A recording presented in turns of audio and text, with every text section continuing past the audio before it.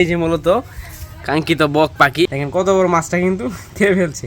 আর একটা বক পাখি আছে, বক পাখি ধরে ইসলাম হগলে ইটি মাছ মাছি কামাবো আপনারা দেখতে পারবেন। তো এখন পাখি ধরে কামাবো দেখতে পারবেন।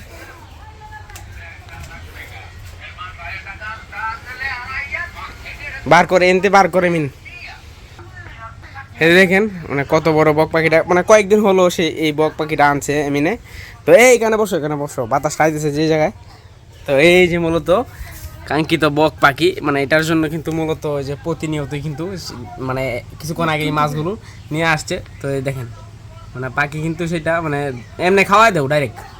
দেখতে পাচ্ছেন কীভাবে সে পাখিগুলো খাইতেছে। এটা হচ্ছে বাতিজা। তো মানে ওরা শখ করে এই বক পাখিটা নিয়ে আসছে, এইদিকে পড়তেছে। হেদিকে নেও, হেদিকে নেও, টুর মারবো নি আবার, হেদিকে নেও, হেদিকে নেও। তো দেখেন এই কয়েকটা মাছগুলো নিয়ে আসছে মূলত। তো ভাতিজা কিন্তু খুবই মানে শৌখিন মানুষ, পাখি খুবই পালতে পছন্দ করে এবং কি ভালোবাসে।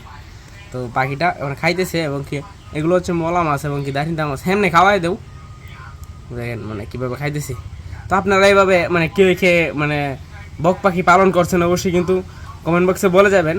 তো আমার এই হচ্ছে ভাতিজা, ঠিক আছে? ভাতিজার খুবই শখ পাখি মানে পালতে, বিভিন্ন প্রকার পাখি সে পালন করে।